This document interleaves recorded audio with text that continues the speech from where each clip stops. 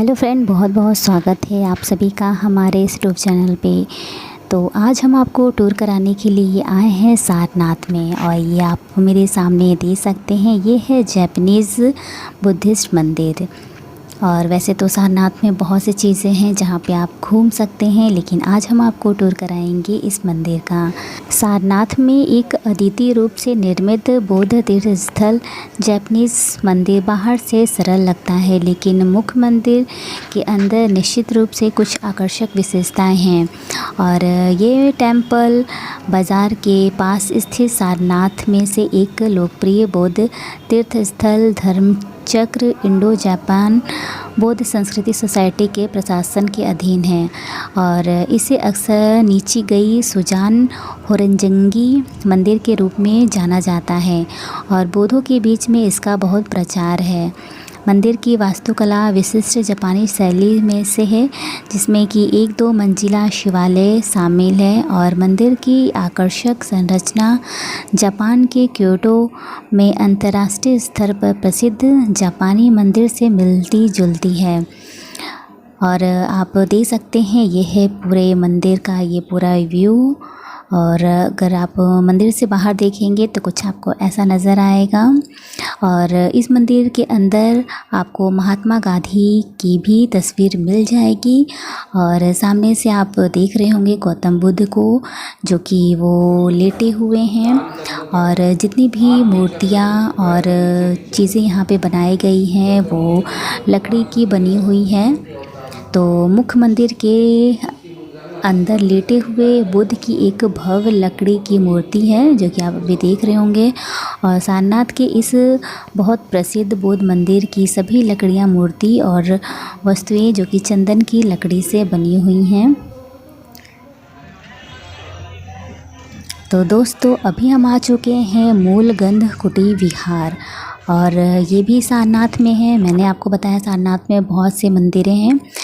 तो अभी हम आ चुके हैं मूलगंध कुटी विहार में। तो ये देख सकते हैं, ये है कुछ बाहर का ये पूरा व्यू। और धीरे धीरे अभी हम अंदर की तरफ जाएंगे। तो ये देख सकते हैं, ये कुछ नज़ारा है और काफ़ी सुंदर वातावरण है, जो कि आप देख पाएंगे। मूलगंध कुटी विहार इतिहास से भरपूर और आध्यात्मिक से भरपूर मूलगंध कुटी विहार सारनाथ के प्रमुख बौद्ध स्थलों में से एक है। और 1931 में निर्मित मूलगंध कुटी विहार मूल रूप से एक मठ और मंदिर है।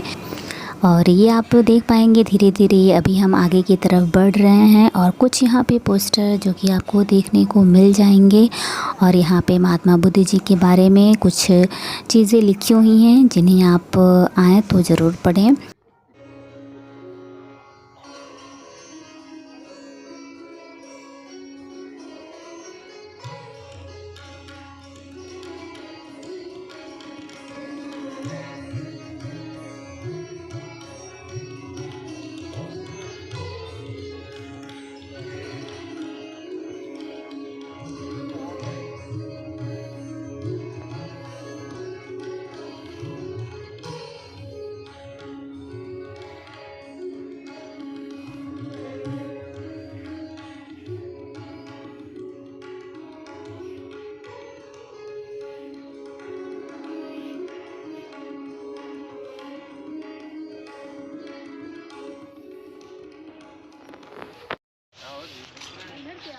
सारनाथ में बौद्ध मंदिर अपने अद्वितीय वास्तुशिल्प डिज़ाइन के कारण खड़ा है, और जो सारनाथ में अपनी तरह का सबसे नया है। मूलगंध कुटी विहार की वास्तुकला में कुछ जटिल डिज़ाइन और पैटर्न हैं, और जो कला और इतिहास प्रेमी के लिए एक खुशी की बात है। तो आप देख सकते हैं, और यहाँ से हम आपको दर्शन करा रहे हैं महात्मा बुद्ध जी के। तो यहाँ से आप देख सकते हैं, बहुत ही खूबसूरत यहाँ पे ये इनकी प्रतिमा लगती है। तो आइए चलते हैं आगे की तरफ, और आगे का हम आपको कुछ व्यू दिखाते हैं। और यहाँ का आप वातावरण देख सकते हैं, काफ़ी अच्छा वातावरण है। और जो मूलगंध कुटी विहार है, इसका आप व्यू देख सकते हैं, काफ़ी खूबसूरत ये लगता है सामने से।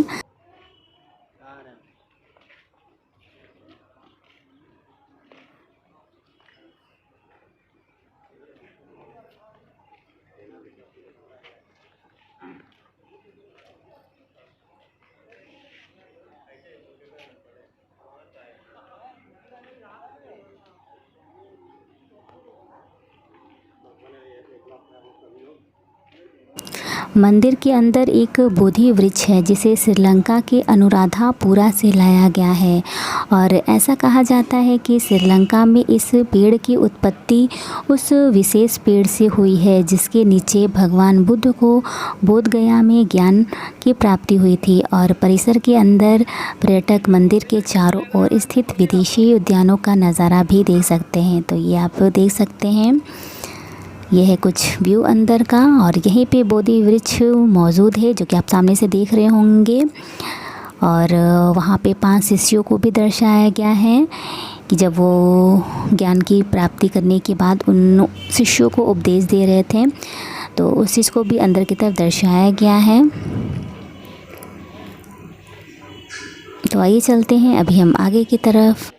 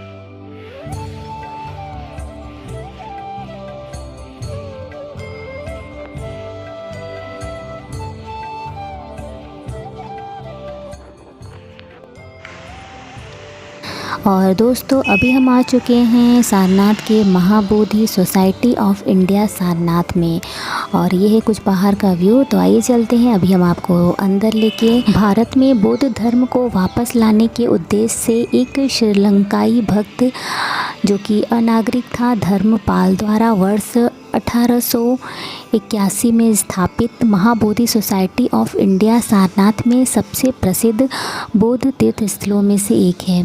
और यह मंदिर इतना शांत है कि कोई भी यहाँ ध्यान करने के लिए घंटों बैठ सकता है। और इसके अलावा सारनाथ में इस लोकप्रिय बौद्ध मंदिर का माहौल इतना अलौकिक है कि किसी को आंतरिक शांति पाने में मदद करता है। और समाज का इतिहास उस समय से है जब बौद्ध धर्म भारत से कम होने लगा था, और उस समय के दौरान महाबोधि का प्राचीन मंदिर हिंदू देवताओं की मूर्ति के स्थान पर भगवान बुद्ध की छवि के साथ एक हिंदू तीर्थ स्थल बन गया। और जब धर्मपाल भारत आए तो उन्होंने इस पूरे परिदृश्य को देखा। उनके समर्पित प्रयास से महाबोधि मंदिर बाद में से फिर सारनाथ में बौद्ध धार्मिक केंद्र बन गया, और उन्होंने सारनाथ, बोध गया और कुशीनगर में सभी बौद्ध स्थलों को पुनर्जीवित करने का कार्यभार भी संभाला।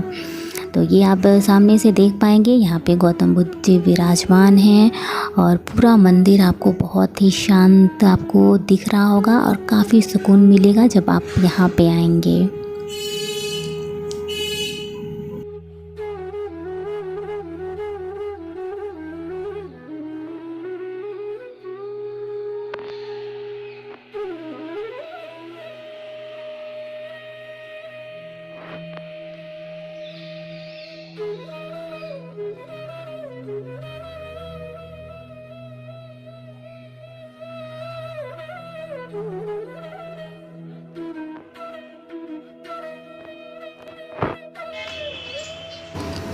तो दोस्तों ये जो आप सामने से पार्क जैसा देख रहे हैं, इसके अंदर है धम्मेक स्तूप, जो कि देखने के लिए यहाँ पे बहुत दूर दूर से लोग आते हैं। और यहीं पे है आर्कियोलॉजिकल सर्वे ऑफ इंडिया के द्वारा उत्खनन के दौरान जो भी बौद्ध मठ विहार थे वो सब चीज़ें यहाँ पे पाई गई हैं, तो उसको भी यहाँ पे दिखाया गया है।